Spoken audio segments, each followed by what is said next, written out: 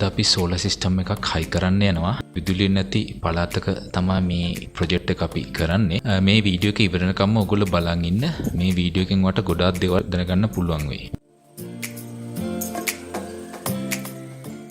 උත්තලම වනාත විලිය ප්‍රදේශයේ පොල් වර්තක හිමිකරුවන ඉන්දික ගල්ලංග මහතාගේ තෝරා ගැනීමකට අනුව තමයි අපි මේ ඉන්ස්ටොලේෂන් එක සිදු කරන්නේ. මේ සෝලර් සිස්ටම් එකට අවශ්‍ය සියලුම උපකරණ ලබාගත්තේ යුරෝනෙට් බ්‍රෑන්ඩ් එකෙන්. මේ සෝලර් සිස්ටම් එකට වොට් 540 සෝලර් පැනල්ස් 8ක් පාවිච්චි කරනවා.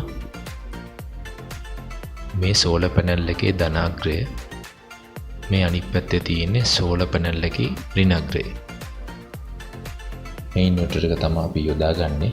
5 කිලෝවොට් හයිබ්‍රිඩ් සෝලර් ඉන්වර්ටර් එකක්. ඉන්පුට් වෝල්ටේජ් එක විදිහට වෝල්ට් 48ක් අවශ්‍ය වෙනවා. මේ ඉන්වර්ටර් එකට සෝලර් පවර්, බැටරි පවර් වගේම නැෂනල් ග්‍රිඩ් එකකින් එන ඉලෙක්ට්‍රිසිටි පවර් එකත් සම්බන්ධ කරලා ඒ ලබා දෙන සියලුම කනෙක්ෂන් ස්වාධීන කිරීමේ හැකියාව මේ ඉන්වර්ටරයට තියෙනවා.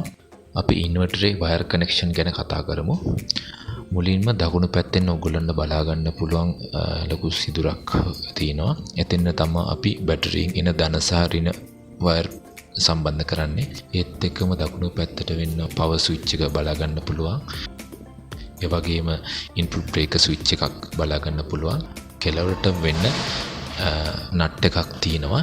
ඒත් එක සම්බන්ධ කරන්න තමයි ඒ නට් එක දීලා තියෙන්නේ. බලන්න බලා ගන්න පුළුවන් උඩ ස්ලොට් තුනක් තියෙනවා. PV in කියලා කියන්නේ සෝලර් පැනල් එකෙන් එන DC වෝල්ටේජ් එක අපි ලබා දෙන්නේ මේ PV in එකට. සෝලර් පැනල් එකකින් හරි බැටරි වලින් හරි එන DC වෝල්ටේජ් එක AC out එකෙන් AC වෝල්ට් 230ට කන්වර්ට් කරලා අපේ නිවසට හෝ අපට අවශ්‍ය තැනට ලබා ගැනීමේ හැකියාව තියෙනවා. AC in කියන එකට ඉලෙක්ට්‍රිසිටි බෝඩ් එකකින් එන විදුලිය සම්බන්ධ කරන්නේ. නමුත් මේ අවස්ථාවේදී අපි ඒක සම්බන්ධ කරන්නේ නැහැ. මොකද මේ පළාතට තාම විදුලිය නැමැති නිසා. මේ තියෙන්නේ සෝලර් සිස්ටම් එකට අපි පාවිච්චි කරන බැටරිය. මේක වෝල්ට් 48ක ඇම්පියර් අවර්ස් 200ක ලිතියම් අයන් ෆොස්ෆේට් බැටරියක්. මේ බැටරිය තමයි දැනට සෝලර් පවර් වලට ඉතාම සුදුසු. අනෙක් සියලුම බැටරි වර්ග වලට වඩා මේකේ ඩිස්චාර්ජින් කැපැසිටි එක වැඩි. සෝලර් ඉන්ස්ටොලේෂන් එක සඳහා අවශ්‍ය වෙන තවත් දේවල් කීපයක් ගැන මම කතා කරනවා. ඉස්සරහම අපි කේබල් සහ කනෙක්ටර් ගැන කතා කරමු. කනෙක්ටර්ස් ගැන කතා කරද්දී MC4 කනෙක්ටර් තමයි මූලිකවම අපිට කතා කරන්න තියෙන්නේ. මේ MC4 කනෙක්ටර් අපිට අවශ්‍ය වෙන්නේ සෝලර් පැනල් එකේ එන අවුට් එකට කේබල් සම්බන්ධ කරන්න මේ MC4 කනෙක්ටර් වලින්. ඊළඟට අපි PV කේබල් ගැන කතා කරමු. PV කේබල් කියන්නේ අපි සෝලර් පැනල් එකේ ඉඳන් ඉන්වර්ටර් දක්වා අදින කේබල් එක. PV කේබල්ස් තෝරා ගැනීමේදී සෝලාර් පැනල් එකේ සම්පූර්ණ වෝල්ටේජ් එක සහ සෝලාර් පැනල් එකේ නිකුත් වන ධාරාව ගැන සැලකිලිමත් වෙලා ඒ අනුව තමයි අපි PV කේබල්ස් තෝරා ගන්න ඕනේ. අපේ සෝලාර් සිස්ටම් එකේ මුළු වෝල්ටේජ් එක විදිහට වෝල්ට් 320ක් සහ කරන්ට් එක විදිහට ඇම්පියර් 14ක් පමණ අවශ්‍ය වෙනවා. ඉතින් ඒකට ගැලපෙන විදිහට 4mm PV cables අපි යොදාගෙන තිනවා. බැටරි කේබල් තෝරා ගැනීමෙදිත් ඒ බැටරි නිෂ්පාදකයාගේ නිර්දේශ වලට අනුව අපි කේබල් තෝරා ගන්න ඕන. ඒ අනුව තමයි අපි බැටරි සඳහා මිලිමීටර් 25 කේබල්ස් යොදාගෙන තියෙන්නේ. අපිට ආයෙ කතා කරන්න ඕන බ්‍රේකර්ස් සහ සර්ජ් ප්‍රොටෙක්ටර්ස් ගැන. ඕගොල්ලන්ට මේ පළවෙනි රූපයෙන් බලා ගන්න පුළුවන් DC SPD කියලා සර්ජ් ප්‍රොටෙක්ටර් කියලා කියනවා. මේක අපි පාවිච්චි කරන්නේ උපකරණ අකුණු වලින් ආරක්ෂා කර ගැනීමට. DC බ්‍රේකර්ස් දෙකක් බලා ගන්න පුළුවන්. අපි ඒකෙන් පොඩි DC බ්‍රේකර් එක පාවිච්චි කරන්නේ සෝලර් පැනල් සඳහා. ඒ කියන්නේ සෝලර් එකත් ඉන්වර්ටර් එක අතර. මේකට සාමාන්‍යයෙන් අපි තෝරාගෙන තියෙන C32 එහෙම නැත්නම් ඇම්පියර් 32 DC බ්‍රේකරයක්. ඊට පස්සේ ටිකක් ලොකු DC බ්‍රේකරයක් අපට අවශ්‍ය වෙනවා. ඒක C100 එහෙම නැත්නම් ඇම්පියර් 100 DC බ්‍රේකරයක්.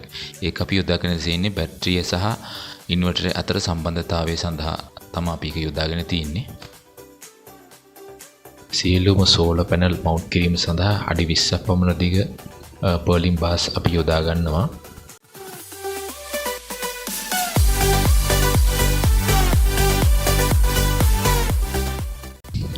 මේ විදිහට කොන්ක්‍රීට් කණු උඩ පර්ලින් බාස් මවුන්ට් කරලා තිනවා. අපි මේ සිස්ටම් එක ඉන්ස්ටෝල් කරන්න කලින් කරුණු කීපයක් ගැන කතා කරනවා ඕගොල්ලන්ගේ දැනගැනීම සඳහා. ඉස්සරවම අපි සෝලාර් පැනල් නැත්නම් PV සිස්ටම් සම්බන්ධ කරන ආකාර කීපයක් ගැන කතා කරනවා. පුළුවන් ඉස්සරවම තියෙනවා ශ්‍රේණිගත ක්‍රමයට සෝලාර් පැනල් සම්බන්ධ කිරීම.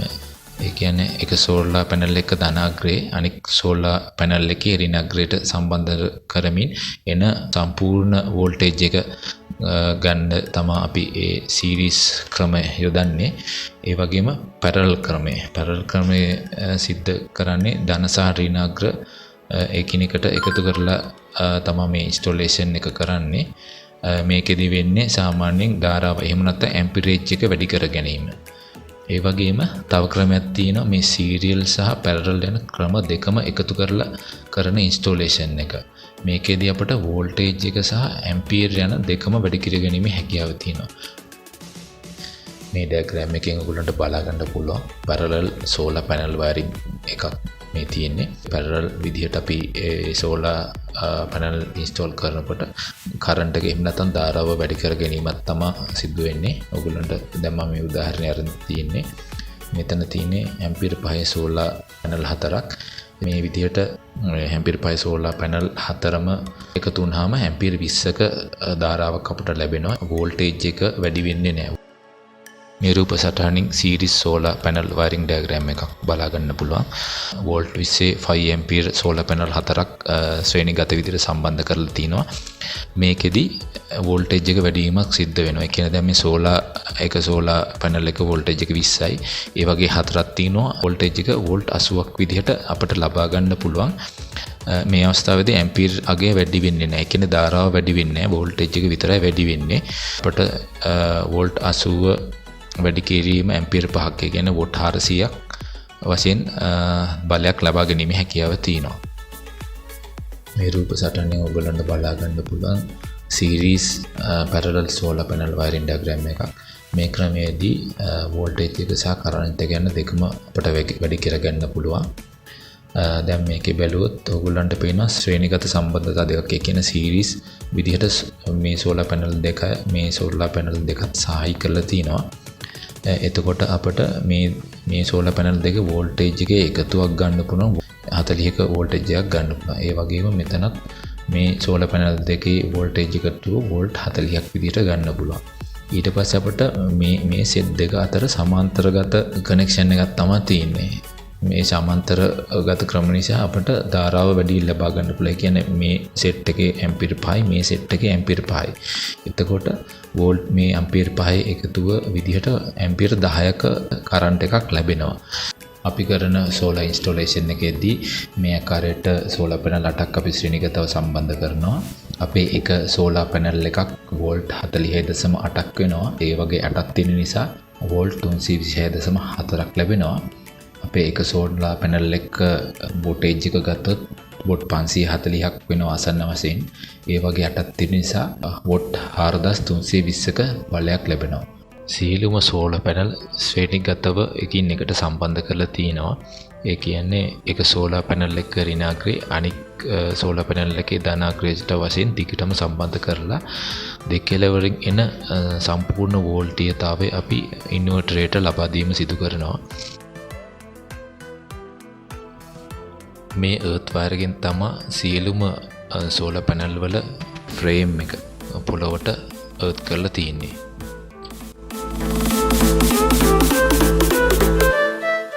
ඊපස්සේ අපි ඒ ග්‍රවුන්ඩ් කරපු සියලුම දේවල් කොන්ක්‍රීට් කරලා වහනවා. මේ රූපේ දක්වන ආකාරයට තමයි අපි සෝලාර් සිස්ටම් එක සවි කරලා තියෙන්නේ. මුලින්ම ඔයගොල්ලන්ට බලා ගන්න පුළුවන් මේ විදිහට සෝලාර් පැනල් 8 අපි ශ්‍රේණිගත විදිහට සම්බන්ධ කරලා තියෙනවා.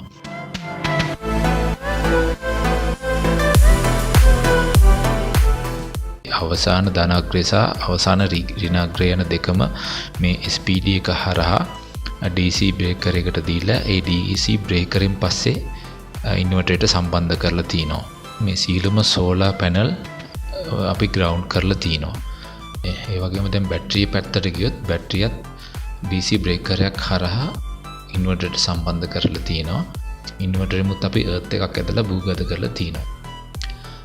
ඒ වගේම මෙතන ඔයගොල්ලන්ට බලා ගන්න පුළුවන් මේ AC out කියන ස්ථානින් තමයි සෝලාර් පැනල් වලින් හා බැටරියෙන් ලැබෙන DC විදුලිය AC වෝල්ට් 230ක් බවට පරිවර්තනය කරලා අපේ ගෙදරට ලැබෙන්නේ. ඒ ගෙදරට ලැබෙනකොට අපි ඒක ඩිස්ට්‍රිබියුෂන් බෝඩ් එකක් හරහා තමයි දෙන්නේ.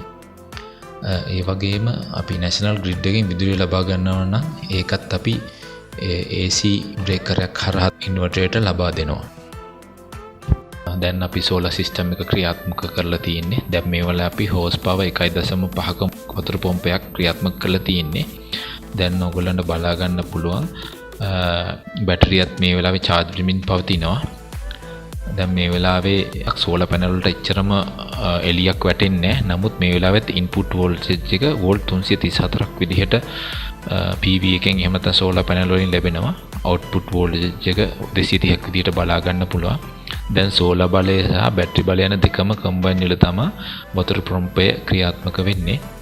සෝලාර් සිස්ටම් එකේ සම්පූර්ණ බලයෙන් 125ක් තමයි වැය වෙන්නේ. ඒක මෙතන මේ ඔයගොල්ලන්ට බලා ගන්න පුළුවන්. දැන් බැටරි වෝල්ටේජ් එක වෝල්ට් 53.3ක් විදිහට පෙන්නනවා.